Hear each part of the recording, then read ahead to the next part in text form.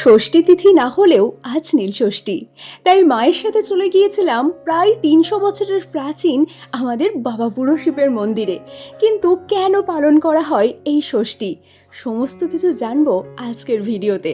Hello everyone, আমি পায়েল আর আপনারা দেখছেন ট্রাভেল উইথ পায়েল। তাহলে চলুন আজকের ভিডিওটা শুরু করা যাক।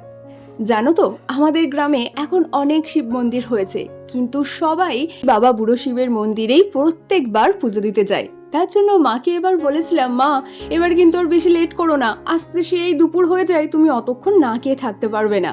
তাই মা আর আমি সকাল সকালই চলে গিয়েছিলাম বাবার কাছে। কিন্তু দেখতে পাচ্ছ কত দূর অবধি লাইন। এই দেখো, আমার তো লাইন দেখেই মাথা খারাপ হয়ে গেছে যে এত সকালবেলা সবাই চলে এসছে। তখন অন্যরা বলছে না, ভোর থেকে সবাই আসছে। মা লাইনে ছিল আর আমি পুপুলকে নিয়ে এইখানে গাছতলায় একটু বসেছিলাম। পিছনে পুকুর বলে ভীষণ সুন্দর হাওয়া আসছিল। এবার চলো ভিতরে যাই, গিয়ে তোমাদের আস্তে আস্তে মন্দিরটা দেখাই আর তার সাথে নীলষষ্ঠীর কিছু ইতিহাসও বলি। এই পুজোয় মা ষষ্ঠী পূজিতা হন না, পুজো করা হয় দেবাদিদেব মহাদেবের। চৈত্র সংক্রান্তির আগের দিন মায়েরা উপবাস রেখে সন্তানের মঙ্গল কামনায় যে ব্রত করেন, তাই নীলষষ্ঠী বা নীল পুজো হিসাবে পরিচিত। ষষ্ঠী তিথি না হলেও একে নীলষষ্ঠী বলা হয়ে থাকে। পৌরাণিক কাহিনী অনুসারে মহাদেবের অপমান সইতে না পেরে প্রাণত্যাগ করেছিলেন দেবী সতী। পরবর্তীতে তিনি রাজা নীলধ্বজের কন্যা নীলাবতী হিসাবে পুনর্জন্ম গ্রহণ করেন। পুনরায় বিবাহ হয় মহাদেবের সঙ্গে। প্রচলিত বিশ্বাস, দেবী নীলচণ্ডী বা নীলাবতী এবং নীলকণ্ঠ শিবের বিবাহ সম্পন্ন হয়েছিল চৈত্র সংক্রান্তির আগের দিন। তাই এই বিশেষ তিথিতে নীল পুজো করা হয়ে থাকে। সন্তানের মঙ্গল কামনায় এই বিশেষ তিথিতে পুজো করার কারণ হিসাবেও গ্রাম বাংলায় প্রচলিত এক লোককাহিনী শোনা যায়। এক নিষ্ঠাবান ব্রাহ্মণ দম্পতির সব সন্তান একে একে মারা যায়। সেই বেদনা সহ্য করতে না পেরে তাঁরা বাড়ি ছেড়ে কাশীতে বসবাস শুরু করেন। একদিন গঙ্গা স্নানের পর ব্রাহ্মণী ঘাটে বসে চোখের জল ফেলছিলেন। এক বৃদ্ধা তাকে কান্নার কারণ জিজ্ঞেস করলে ব্রাহ্মণী সন্তানদের অকাল মৃত্যুর ঘটনা তাকে জানান। সেই বৃদ্ধা ছিলেন ছদ্মবেশী মা ষষ্ঠী। দেবী তখন তাকে চৈত্র সংক্রান্তির একদিন আগে উপোস করে শিব পুজো করতে বলেন। সেই ব্রত পালনের ফলে ব্রাহ্মণীর কোলে আবার সন্তান আসে এবং সুস্থভাবে বেঁচে থাকে। নীলকণ্ঠ শিবকে পুজো করার কথা বলেন মা ষষ্ঠী। হয়তো সেই কারণেই এই ব্রতের নাম নীলষষ্ঠী। মায়ের তো পুজো দেয়া হলো, আমি ভাবছিলাম মায়ের শরীর ঠিক থাকবে তো, কারণ প্রচণ্ড গরম পড়েছিল।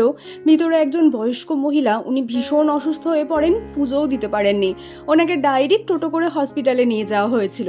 আর এটা হলো আমাদের মন্দিরের বাইরেটা। আর এই পুকুরটাকে বলা হয় কেশসাগর। এরও অনেক কাহিনী আছে, সেটা নয় অন্য একটা ভিডিওতে তোমাদের বলবো। তবে যাই বলো তাই বলো, আমাদের কিন্তু মন্দির গ্রামের পরিবেশ ভীষণ সুন্দর, পুরো সবুজে মোড়া। যাই হোক, অনেক দেরি হয়ে গেছে, এবার বাড়ি যাই। বাড়ি গিয়েই মা প্রথমেই চান জল দিয়ে দিল, বললো আগে চান জল খা, তারপর প্রসাদ খাওয়ালো। আমি সকাল থেকে সেরকম কিছু খাইনি, চা বিস্কুট খেয়েই মায়ের সাথে গিয়েছিলাম। নীলের উপোস করে অনেকেই সাবু খান, কিন্তু আমার মা না আজকাল সাবুটা ঠিক সহ্য করতে পারছে না। তাই আসার সময় মিষ্টির দোকান থেকে একটু পেটাই পরোটা এনেছিলাম, সেখান থেকে আমিও একটু খেলাম।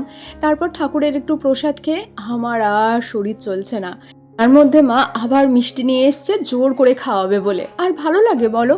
দুপুরবেলা করেছিলাম মুগের ডাল আর রাঙালু আর উচ্ছে ভাজা, এটা বেশ কদিন আমার ভীষণ ভালো লাগছে খেতে। সাথে ছিল আলু পোস্ত আর আলু পটলের তরকারি। তারপর তো গরম একটা ঘুম দিলাম, কিন্তু ঘুম থেকে ওঠার পরেও আমার চোখ মুখের অবস্থা দেখো, মানে মনে হচ্ছে যেন ভাগাড়ে যাবো এরকম অবস্থা।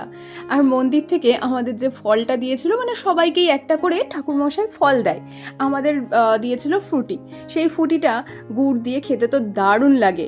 মাকে বললাম কাল খাচ্ছি, বললো না ওটা পুরো পেকে গেছে, এটা আজকেই খেতে হবে। তারপর প্রণাম করে ফ্রুটিটা খেয়েই নিলাম, যদিও ফ্রুটি খেতে আমার ভীষণ ভালো লাগে। আর এদিকে সন্ধে হয়ে গেছে, তাই মা সন্ধে দিচ্ছে। আজকাল জানো তো নারকেল ছোবড়ার বড্ড আকাল। পাশের বাড়ির দাদা একটা নারকেল কাটছিল, মা জোর করে কয়েকটা ছোবড়া নিয়ে চলে এসছে, সেটাই আজকে ধুনো দিয়েছে। আর নীল বলে কথা, নীলের ঘরে তো বাতি দেবেই, তার জন্য মা আমাদের বাড়ির যে মহাদেব আছেন তার সামনে নীলের বাতি দিয়েছেন। সন্ধ্যের পরে মাকে বললাম আগে একটু চা করো মা, আমার আর শরীর চলছে না। মা বলছে এইখান থেকে এইটুকু গিয়েই এই অবস্থা। আর পুপুলের এখন মন খারাপ, কারণ হলো এই যে ইনি এসছেন মায়ের কাছে কবিতা শিখতে, ও পুপুলের সাথে কতক্ষণে আসবে খেলবে তার জন্য। তারপর দুজন খেলতে লাগলো, আর এদিকে ওর মায়ের সাথে বাড়ি চলে যাচ্ছিল। আমি দেখছিলাম পুপুল কোথায়, খুঁজতে খুঁজতে ও মা দেখি রান্নাঘরে আওয়াজ হচ্ছে, গিয়ে দেখি ম্যাডাম এই করেছেন, কড়াইয়ের মধ্যে মা রাত্রিবেলা রান্না করবে বলে কিছু টমেটো লঙ্কা এগুলো কেটে রেখেছিল, সেইগুলো নিয়ে রান্না করছে। আবার বাটিতে করে আমায় দিতেও এসছে। মা জিজ্ঞেস করছে কার জন্য রান্না করছিস, বলছে পিকে দাদুর জন্য, মানে আমার বাবাকেও পিকে দাদু বলে ডাকে। তারপর মা একটু বকে হাত ধুইয়ে হাত মুছিয়ে আমাকে বললো ওকে আগে বাড়ি দিয়ে আয়। আর এদিকে আজকে তো মা মানে ভাত রুটি এসব কিছু খাবে না, তার জন্য একটু ডালিয়া করা হচ্ছিল, সমস্ত সবজি দিয়ে ডালিয়া করছিল। মাই সমস্তটা করেছে, আর আমি কি করেছি দেখবে, এই যে লাস্টে একটু ঘি গরম মশলা দিয়ে একটু নেড়ে চেড়ে শুধু নাবিয়েছি। হ্যাঁ, আসলে মা উপোস বলে শুধু মায়ের জন্য হয় না, আমরাও তো ভাগ নেব, তাই মা একটু বেশি করেই রান্না করে যাতে সবাই খেতে পারে। তাহলে আজকের ব্লগটা এখানেই শেষ করছি। ব্লগটা কেমন লাগলো অবশ্যই কমেন্ট করে জানিও। আসি তাহলে, টাটা।